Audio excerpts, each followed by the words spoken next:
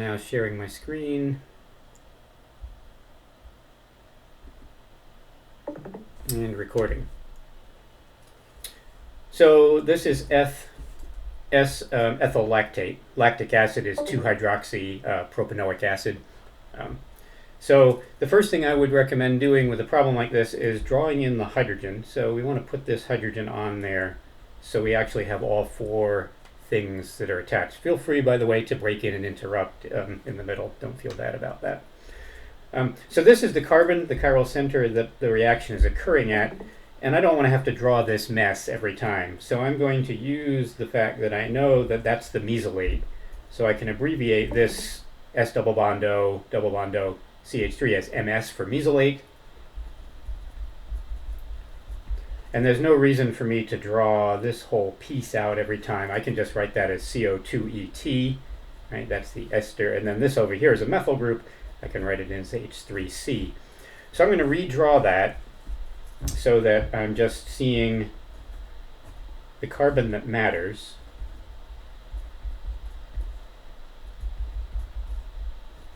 And I can write this as OMS, right? That's a good leaving group because the sulfonic acid derivative has a lot of resonance stability. In order to show the mechanism, I really want this mesylate to be in the plane of the page. So now I want to rotate around this carbon-carbon bond to put this mesylate where that is. Right, so this is just a rotation. The methyl group stays put. You got this carbon here, but I'm going to put the mesylate here. Right, and if I move the mesylate there, this hydrogen is going to be coming up.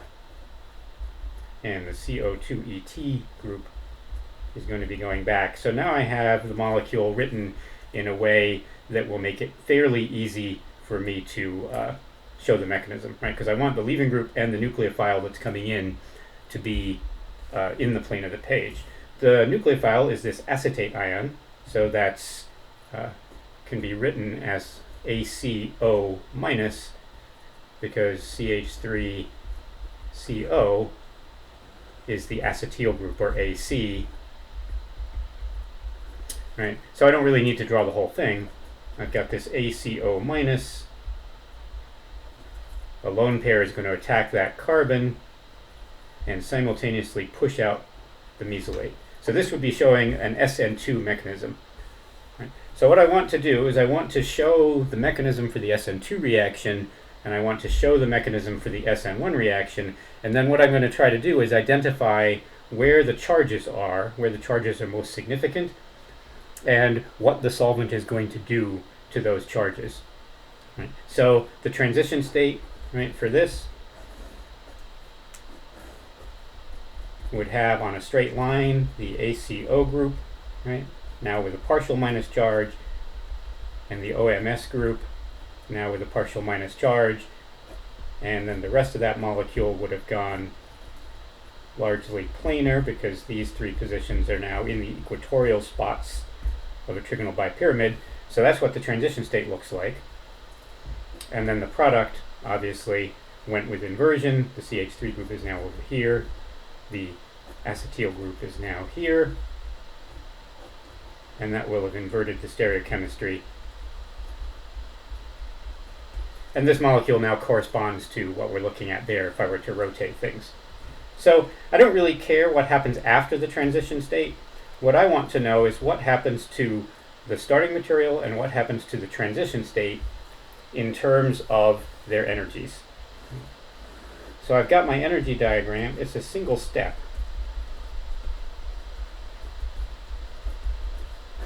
Right, for the SN2 reaction, exothermic, single step.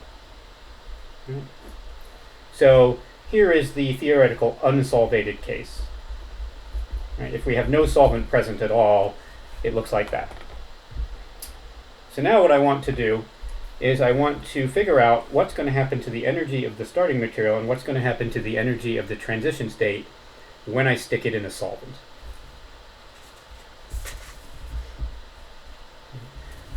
So, 2 cases, right? Solvent. The first solvent is DMF. You need to know that DMF looks like this. Got 2 CH3 groups on the nitrogen. So what is DMF going to do to the energy of the starting material, right?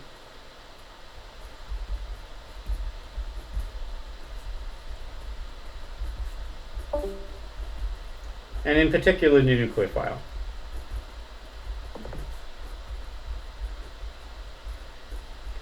Because the counter ion, the sodium, is not really part of the rate determining step anyway. So this is a polar aprotic solvent. And we know that polar aprotic solvents raise all energies.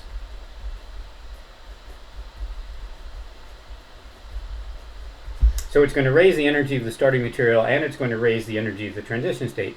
And what we need to determine is which one it raises more, because that's going to decide whether the activation energy is larger or smaller, right? So if DMF raises the energy of the nucleophile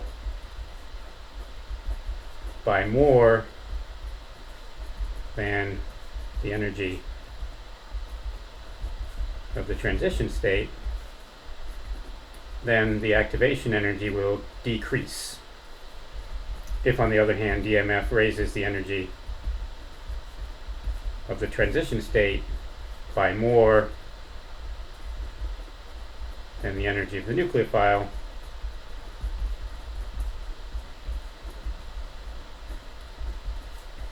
then the activation energy would increase. Right? So we're looking at that gap. And we know that all solvents change the energy of highly charged things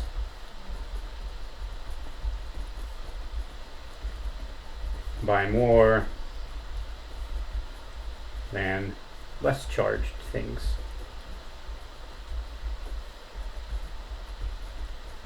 So those two things, the fact that we know polar aprotic solvents raise all the energies, and the fact that we know that all solvents change the energy of the highly charged species by more than the less charged species, that's what allows us to figure out what's going on.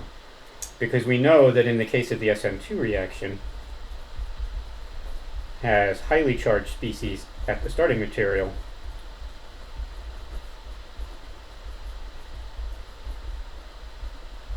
and partial charges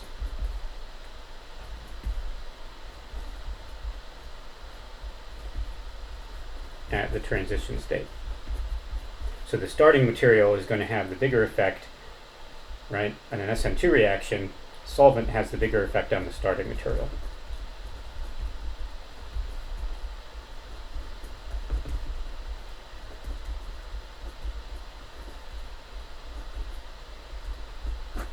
Than on the transition state.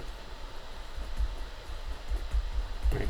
So that's a fairly long-winded way of getting to the fact that what we're going to do is we're going to raise both these energies, but we're going to raise that energy by more than we raise this energy.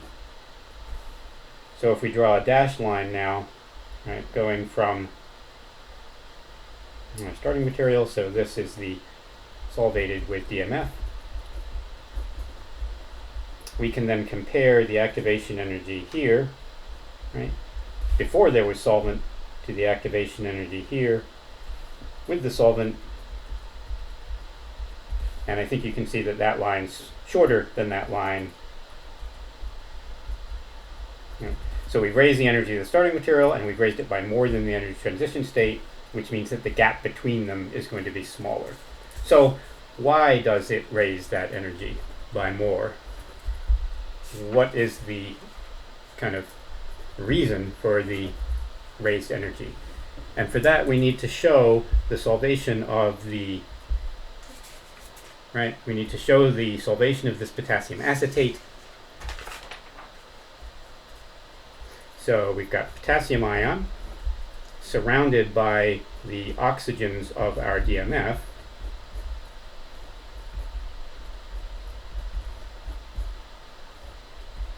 And you can show several of these, right? I'm going to show 4 just for symmetry. Right? So these partial negative oxygens surround the potassium. Right? There's really no steric hindrance because the oxygen's small atom doesn't have anything else attached to it. But the kind of anion, the delta plus end, right, this carbonyl group here, which has the delta plus, is blocked by these large groups here, which means that the acetate ion is naked. It's not able to be significantly stabilized because these large sterically bulky dimethylamino groups prevent it from getting close. Prevented.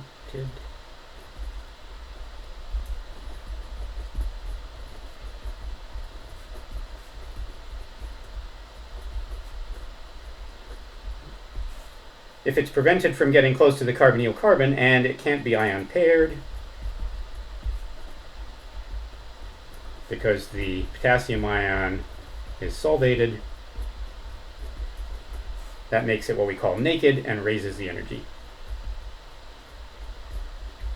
You're going to have the same effect to some extent on the transition state, right? Because the transition state has partial charges as well.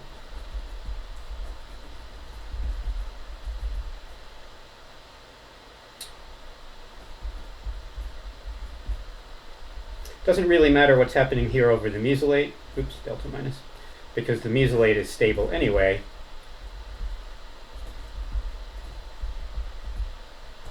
What matters is what's happening to this partial negative charge, right? And that partial negative charge is also trying to get close to the carbonyl carbon, and it is similarly unable to do so.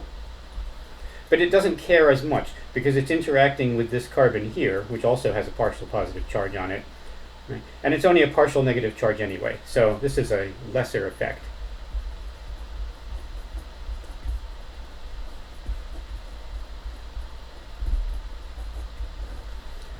So the DMF raises the energy of the anion. That's the key, right? Raising the energy of the anion is going to raise the energy of the starting material, and not raising the energy of the partial charge by very much is going to cause that to be raised by less, and that lowers the difference between the two. So that's the first part. That's explaining why the SN2 pathway is enhanced by DMF.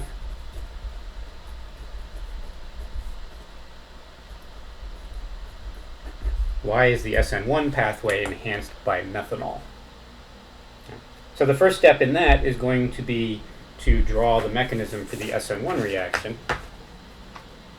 So we need to go back to our starting material with our mesylate. But now in the SN1 mechanism, the first thing that happens is mesylate leaves. And that generates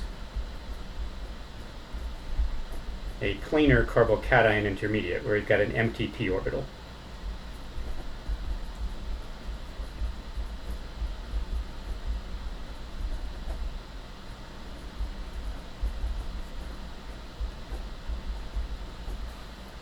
So this p orbital is now, it's got the sign on the wave function changes, it's got a node in the plane of the page. Right? And then in the next step, the nucleophile is going to attack that, so my acetate ion is going to come in and attack one face or the other, equal amounts because there's no other chiral centers in there. And this one, unlike the one from the quiz number 9, right, this one has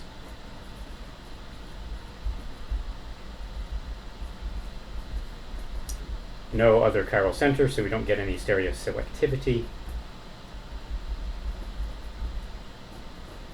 And we get a racemic mixture of the R and the S product. But we don't really care about step 2 because step 1 is the rate determining step. So we really only need to think about the effect of this methanol solvent on the starting material and on this intermediate. And we don't need to look at the transition state because this is a late transition state. Right? If we draw the energy diagram,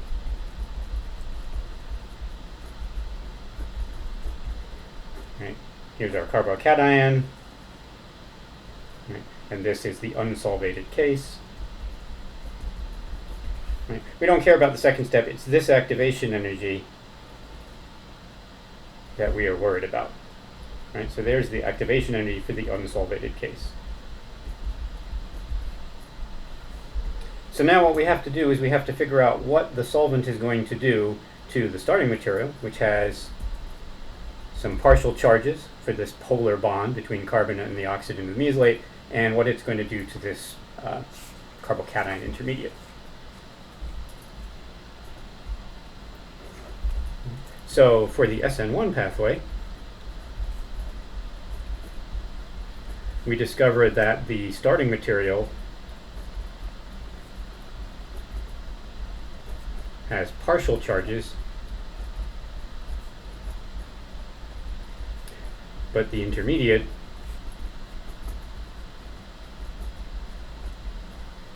has a full positive charge. Since we know that all solvents affect the larger charge more,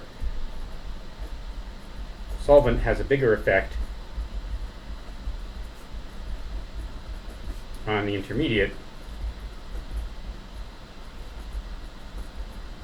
than on the starting material. Right, so that's one key. And then the second key is to know that protic solvents, and methanol is a protic solvent, right? Protic solvents lower all energies. So they have the opposite effect. Polar aprotic solvents raise all energies, and protic solvents lower all energies. So we're going to lower the energy, and we're going to lower the energy of the transition state, because it looks like the intermediate, by more than the energy of the starting material.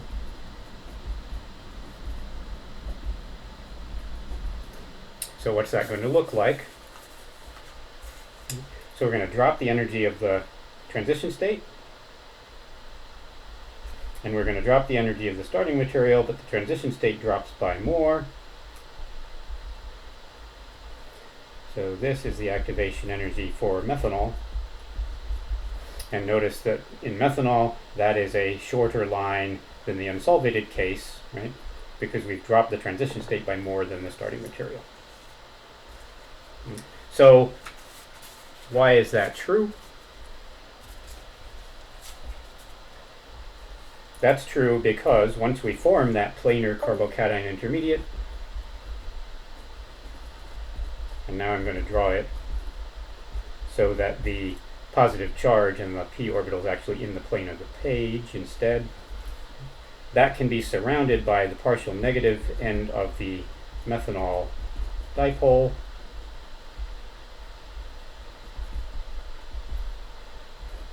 So we can do that. And in fact, we know that if there was no acetate ion in there, right, these partial negative charges on the oxygen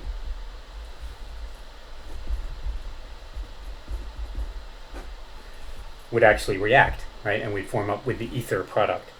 So not only does it stabilize the carbocation, but it can actually react with the carbocation in some cases. So it lowers the energy of the transition state. It's not going to lower the energy of the partial charge by as much.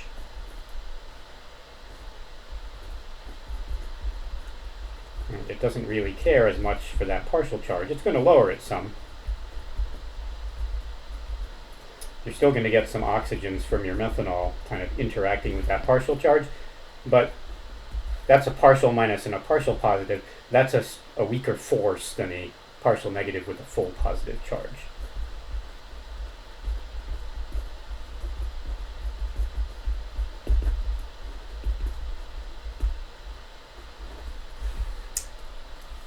So obviously I said things, wrote more things than you probably needed to write. That's the